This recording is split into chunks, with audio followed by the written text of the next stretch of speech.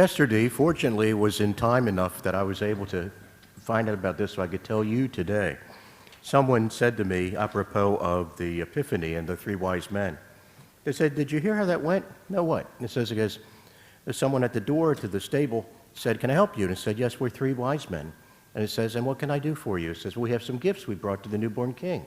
He says, "Well, what do you have?" And the kings were so excited to have actually found the place. One says, "We have gold." The other one says, "I have frankincense." And the third said, "But wait, there's myrrh."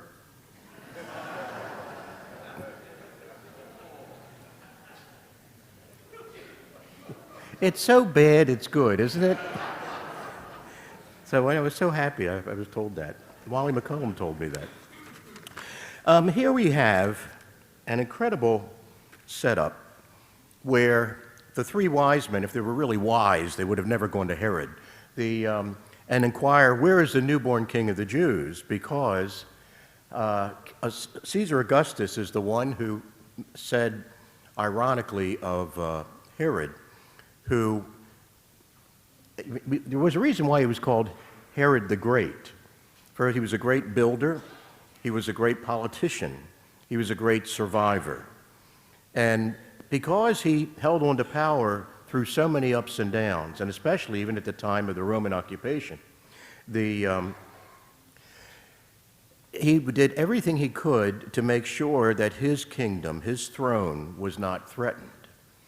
And so Caesar Augustus is the one who said, "You'd be better off being one of King Herod's dogs than one of his sons," because anytime he felt the son was getting too close to perhaps replacing him, he simply killed him. So here you have this despot, this tyrannical king, whose power and his clinging to it is the most important thing. And he says, to the wise men, "Well, and after you found the child, come back and tell me so that I can go and honor him, the newborn king of the Jews." That's what I want to do. I mean, I'm just the old king after all, and the new king deserves every honor. And then tell me when you saw the star, and I'll make plans to kill every child 2 years and under in order to cling to power. No, I won't take any chances.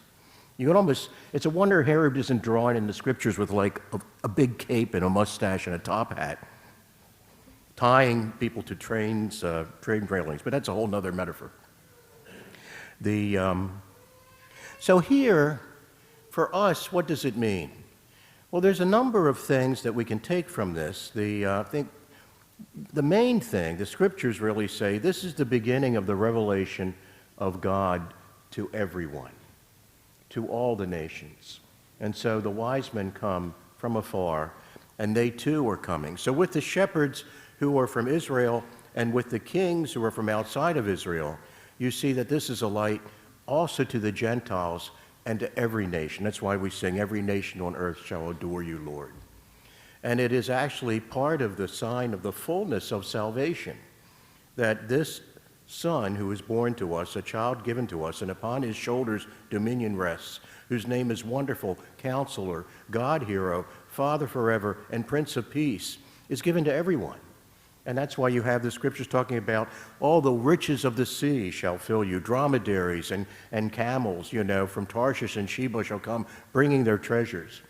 And it's a metaphor for the riches of spiritual salvation, that every single thing that we need is now available to us. And that's the main message.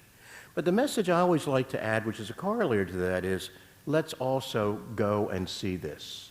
Let's find this light for all the nations.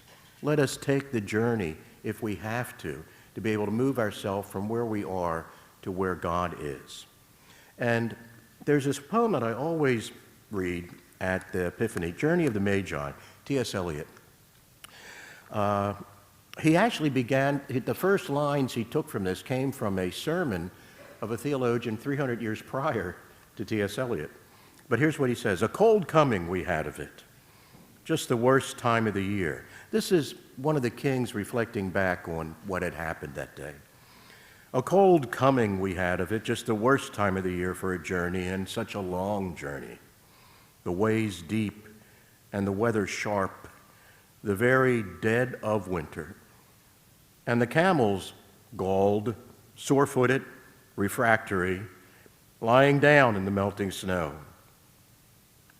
There were times we regretted the summer palaces on slopes, the terraces and the silken girls bringing sherbet, and then the camel men cursing, grumbling, and running away and wanting their liquor and women, and the night fires going out, and the lack of shelter, and the cities hostile and the towns unfriendly, and the villages dirty and charging high prices. You would have thought they would have turned around a couple ends ago, right? A hard time we had of it. At the end, we preferred to travel all night, sleeping with the voices singing in our ears, saying that this was all folly. Then at dawn, we came down to a temperate valley, wet, below the snow line, smelling of vegetation, with a running stream and a watermill beating the darkness, and 3 trees on the low sky, and an old white horse galloped away in the meadow. Then we came to a tavern with vine leaves over the lintel, 6 hands at an open door dicing for pieces of silver, and feet kicking away the empty wineskins. But there was no information, and so we continued. And arriving at evening, not a moment too soon finding the place, it was, you may say, satisfactory. All this was a long time ago, I remember, and I would do it again. It goes on to talk about were we there for a birth or for a death. I've seen death and I've seen births. This birth was like a death. And then the writer suggests that they could no longer go back to where they were and be comfortable where they were, even with the terraces and the silken girls bringing sherbet and the palaces, because they had come to find God. And that then meant that they went back changed. And that's what I think the calling of Epiphany is for us. If God really has appeared, then such a great event has to have some change in us who are called to behold it. But since it involves a journey, we really could just simply not bother going, right? We have many journeys in our lives, quotidian events of day to day, and yet we don't always find God as part of that. It's one of the biggest questions today. People might say, the world's going to heck in a handbasket. Where's God, for Pete's sakes? But that's not a new question. We've had that for years and years and years. And each year, we still find ourselves asking the same question, as if we haven't found God yet. But it isn't that God hasn't come. It isn't that God isn't here. It isn't that God isn't present.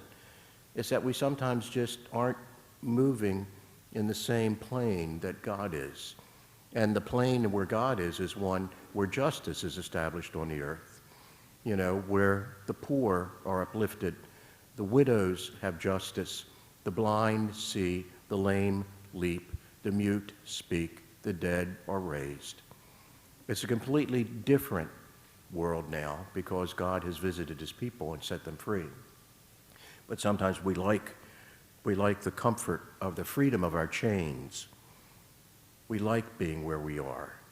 And if God has come to our life, perhaps it's okay as long as he doesn't mess with us too much.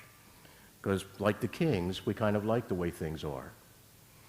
But the kings experienced, in the story of T.S. Eliot, something that changed their lives. Here's the thing I ask myself sometimes, and it may seem like a strange question, but it says, how has my belief in God changed my life? And I understand that it hasn't completely changed it yet. It's still changing it. I'm still responding to that call.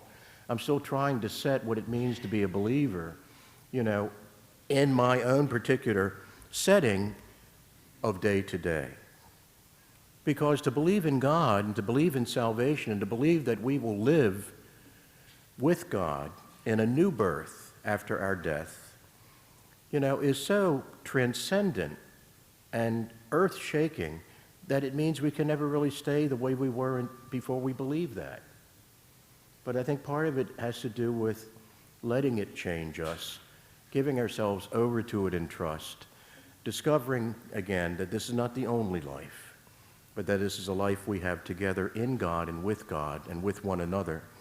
And that we are then journeying to find God again, in our rebirth that will come at our death. It's quite a journey, wouldn't you think? A journey from within yourself to outside yourself, a journey to contemplate God more than just contemplating our own situation. And then I think in the joy that comes from the realization that God has arrived for you and me, it would then be that the other things that we used to concern ourselves with so much no longer matter as much. And that's what the life of the early church was, where they held all things in common, where they shared what they had with the poor, and where they really weren't so much concerned with what was happening today, but with what they were doing in the life of the community because of their belief in God. You look at the letters of St. Paul, and it talks about something so different, especially when he says, "It's no longer I that live, but Christ that lives within me." So anyway, that's all the news I've got. Happy Epiphany.